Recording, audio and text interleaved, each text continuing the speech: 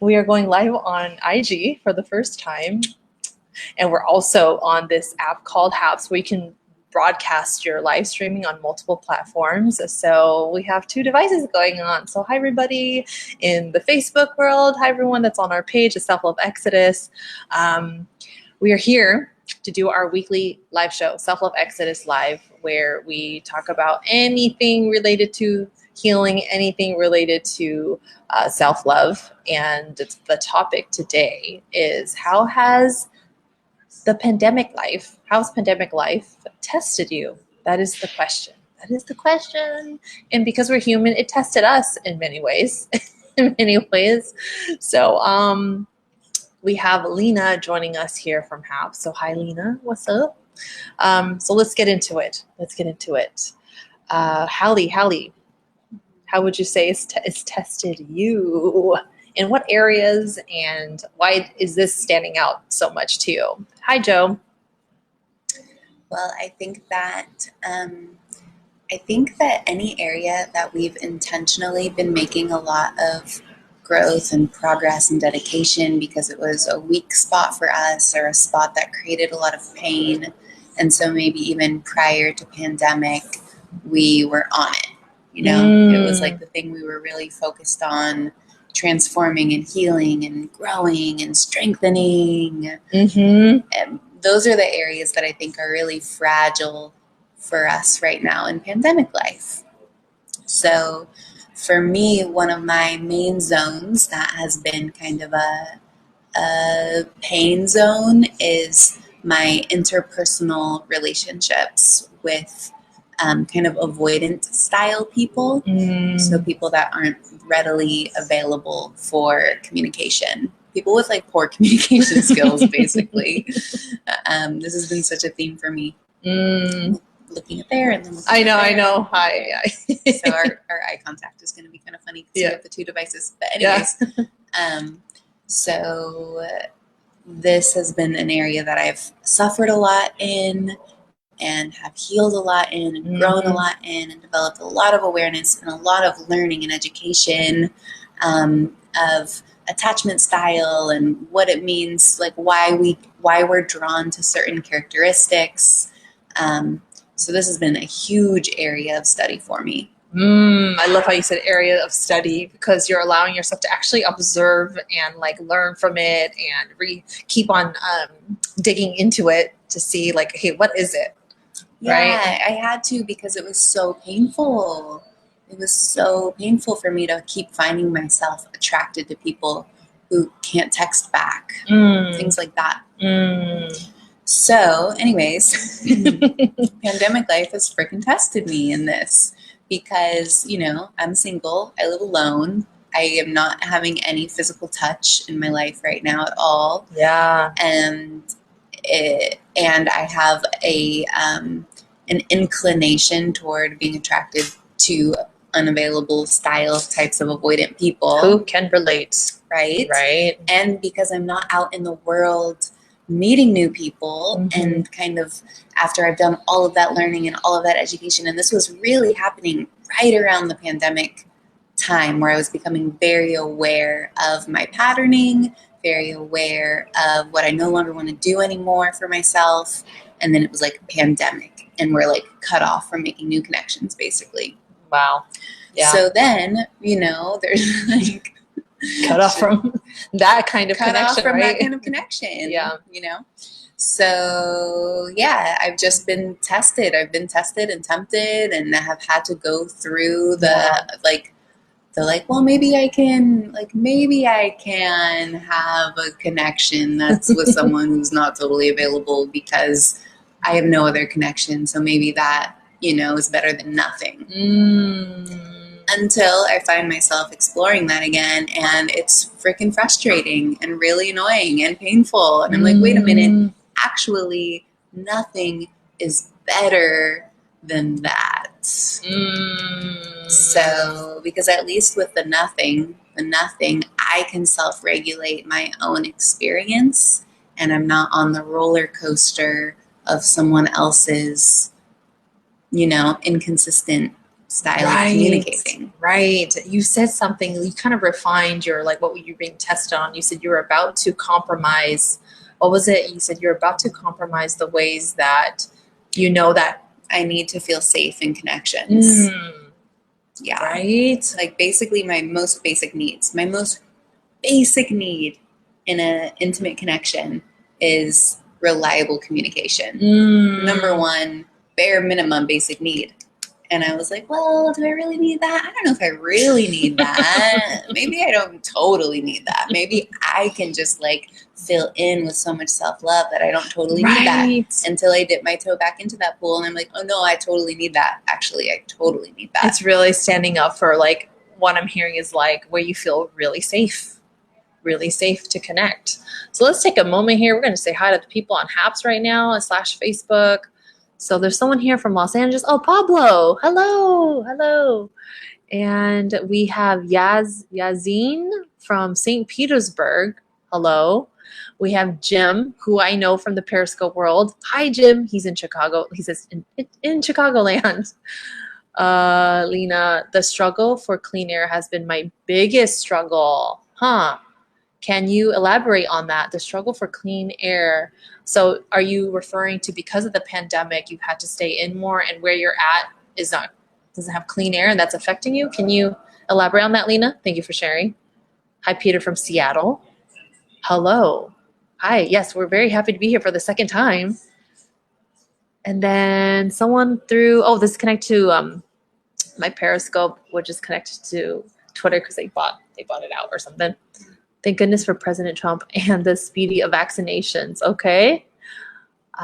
Peter, I had the key is self-love. Quinn was focused on self-love transparent well before COVID kicked in. That is so key. Yeah, that is key, right? Like making sure you bring in the growth into, even if there's a pandemic, even if there's outside things going on. Okay. So, yes. Quinn, how have you been tested by the pandemic? Jeez. I relate with you on the like what I had going on before the pandemic. There was a lot of growth, and before the pandemic, this was kind of like my focus. I was committed to so many working out studios. I was rock climbing. Had a membership to the rock climbing place. I had a membership to, because my partner teaches there too, but to a spin studio, and then also yoga. The membership worked out. I bought like the 10-day pass thing for Zuda yoga, and then I would spend time at the park to jog. I was in my tip top like physical shape, I want to say, and I felt the strength in that and how much like mental clarity that brought me. So when the pandemic hit, those studios were closed. My physical activity went down. And I realized there was so much space that I was able to create because of those workouts that I started to see myself having less space, And on top of that, financially, there was a big shift as well. I needed to find a part-time job. And so, when you make a trade-off like that, that means a chunk of your time is now being put somewhere else. And so I saw my self-love. I mean, it was still there, but I just saw it, that the space that I had dwindle, and I started to get frustrated. And there was a time where I kept on saying yes to taking on more hours. I was like, oh yeah, that's fine. Oh yeah, that's fine. And so you saw me go through this where I saw myself getting more irritable. I saw myself getting more irritated, and I saw the ways that I showed up even in my relationship. I started to be more like a little more sensitive, like the jokes, that's the space for the joking and stuff like that dwindled a little bit. So I just saw myself like, okay, I was tested to my commitment to self-love and like my commitment for making sure that I still put in that time. And I needed to have a real serious conversation with myself, because if I'm going to fight for my self-love time, I need to really look at, okay, how many hours do I actually really need? Like how much is going to cover for me with what I was earning in my business, and also without what I was getting at the part-time job. So it really tested my thinking, my processing, and what was really important. I need to have that conversation with myself again. Quinn, your self-love coach, like, are you really being about it right now? Or have you allowed some things to enter into your life that is now taking away that space, that time? So yeah, I was tested of my own self-commitment to self-love and how much of it is a priority for me. And how am I showing that I am sticking for my self-love time? Because a lot of us, we're going to say yes to the financial wins. And then we forget, oh, wait a minute, am I losing myself a little bit here? And and a big thing that I saw pre-pandemic was that I had a bunch of space to be there for my family.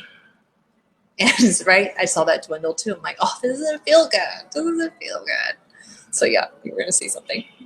Yeah, just when you said we'll say yes to the financial wins, or we'll say yes to the things that provide a short-term gratification, right? We'll say yes to the things that give us like a little rush of endorphins. And we'll often sacrifice the things that we actually need for just inner peace and inner well-being and that more sustained energy in order to manifest the bigger dreams and visions that we have for ourselves. And I think that pandemic life has tested this for a lot of people, right? We're home, we're bored. I think a lot of people are turning to the substances that kind of are their weakness because we're home and we're bored and we're lonely, or we're understimulated, basically. Or we'll turn to the screens and the devices and the media and social media and these things, the drama of the world, even if it contradicts with what we need for peace.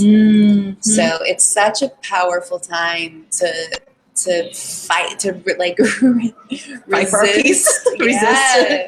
To fight and resist the things that cause disharmony within ourselves, because we have every temptation, Yes. Yeah, right. What are your temptations?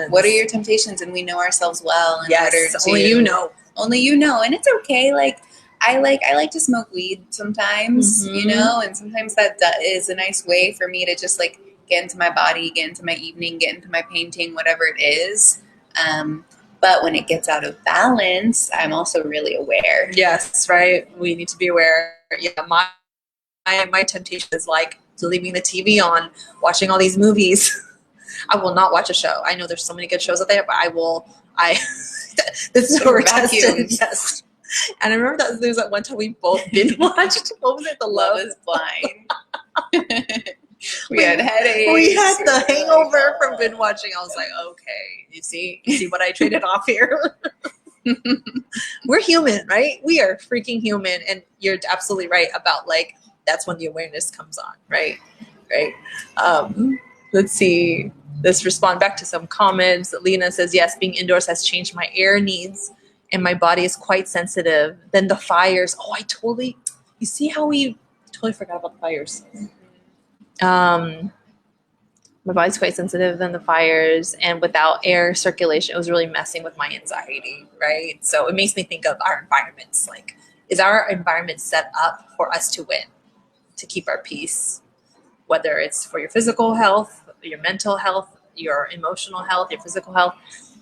Jim says, when you get tested, the key is to approach one issue at a time. Don't try to take on all of your worries at one time. For sure, that's going to mess with the overwhelmingness. And that's how I've approached life. It's like, okay, let's keep it simple. Can we keep it simple so we don't drown in our own overwhelmness? Brandon from Facebook. Hi, Brandon. In the air pandemic, you either sink or swim. I like that, right? Again, nailing it very, very, very simple. Are you sinking with the temptations? Are you continuing swimming in the growth, right? And let's not compare, right? We can only do the best that we can right now.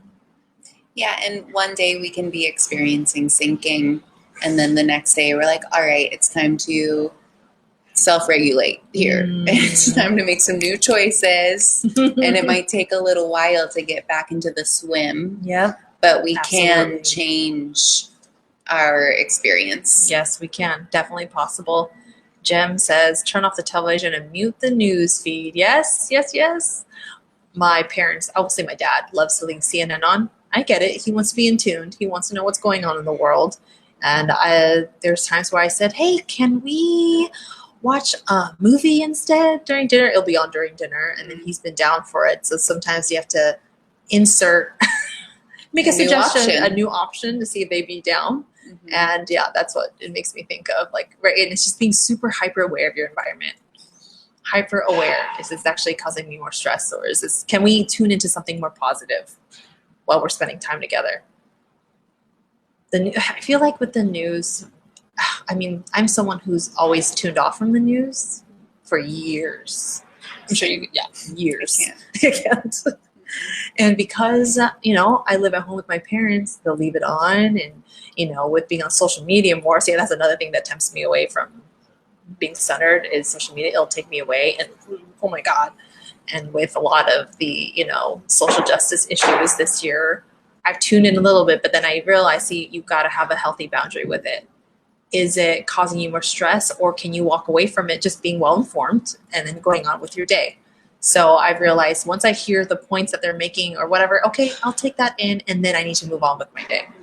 Because then on the news, what they'll do is they'll interview this person, what they think about it, interview this person, what do you think is going to happen? What's your opinion on this? And blah, blah, blah, blah. And it's just circulating the message that they have already made. So that's me personally. That's just how I've approached it. I was like, it's nice to be informed, and I'm not going to allow it to take up all of my time. Yeah, and that's just one of these areas that we have to be really honest with ourselves. Yes. How much news, how much world action can we take in through our senses without becoming stressed? Yes. Without taking it on. Yep. Mm-hmm. Some have higher tolerances than others. Yes. I have a very, very, very low tolerance for it. So I can only take in the tiny. I honestly, my way of doing it is I have some friends who are very well informed, who have beautiful voices, and I'm just like, tell me what's going on. Yeah. Fast and quick. And I love that. I want to hear it from your beautiful frequency voice, because that I can receive. I don't want to hear it from the news pundits. I don't want to see it on social media. Yeah. So we all have the ways that we need to receive the updates. Yes. And if we can't receive the updates, no judgment. Right. If not receiving the updates keeps you in your power and in your peace, then don't receive the updates. Right. There's always going to be drama in the world. Yeah. To absorb. Thank you, Hallie. Love it. Love it, love it, love it, love it. Brandon says, I could have fallen to temptation, but rather I renounced more habits and pursued more self-love. See, and so with your answer, Brandon, I can tell that you've been through this process many, many, many, many times, where once it happens, you're able to process that and be like, oh, self-love, self-love, self-love. Okay, let's look at my habits. I love that. Jim says, to me, all of the primetime news networks are opinion/editorial programs designed to make viewers take sides instead of reporting what is going on in the world. Lena says, gotta go. Lunch is ending. Thank you for tuning in, Lena. If it's not news, it's propaganda. Jim says, by the way, us little people fight with each other, and the news networks, the politicians, the advertisers stay in power. Are you guys partners? We are partners in creation. Yeah. We are. We're not love partners, yes. But we're creative partners. Yes, and we teach, we're big advocates of loving oneself, advocates of love. Jesse says, it's false narratives, not news. Yes. Oof, right. And that makes me think of like, well, what will we watch? Do we take it all in as 100% truth, or we take it by a grain of salt and then we focus on our truths? And that's something that I held on while there was a lot of things being portrayed on social media and the news is, you know what? I need to stick to my truth and be okay with that. And my truth is love is the answer, meaning the love that's created from within ourselves is the answer. Because anytime when I see hate or pain, projection, I mean, I can name it and it could look in a very big way outside in this world. And I just stick to like, you know what, this is why I need to continue on with my self-love, actually. Yeah. We both talked about this. I was like, this is where we're going to serve. It's true. I mean, healing. The crazier it gets out there, the more important it is to be solid and sound in here. Because somebody's got to hold down some light. Somebody's got to hold down some space and safe spaces. And some everything's okay and we can trust life and we can trust ourselves. You know? Yeah. So let's stick to our truths and let's identify what our temptations are, what takes us away from our center, and is your environment set up for you to win, to keep your inner peace? That's what's coming up for me. Like boom, boom, boom. Mm-hmm. To end this, well, how would you end this? Like last messages. My last message would be like love the one who gets tempted. Love it. Love the one who gets tempted, and give yourself space and compassion and a process to make healthier choices. Love it. Boom. Jim says, well said, Hallie. Oh, he said that earlier too. Well said. On point, right? On point. This is why we're partners in creation, right? Jesse says, fear is never the answer, and that's the agenda today. Fear can control us. I'll tell you that. Fear. So that's why we're here, going live every single week, bringing about important topics to be addressed so that we can be more aware and make the best decisions for ourselves. And hope you enjoyed today's topic. Continue to leave comments, and we'll see you next week. Much love. Toodaloo. Peace and progress. Peace and progress. We'll see you all. Bye. Oh, and if you are curious about what we offer, go to selfloveexodus.com. Selfloveexodus.com. We have a workshop tonight. Yes. There's 2 tickets left. Yep, 2 tickets left, and we host a donation-based meditate and conversate session, virtual, once a week. All right, selfloveexodus.com. Bye. Yay! Cool stuff. Oh, it's still ongoing.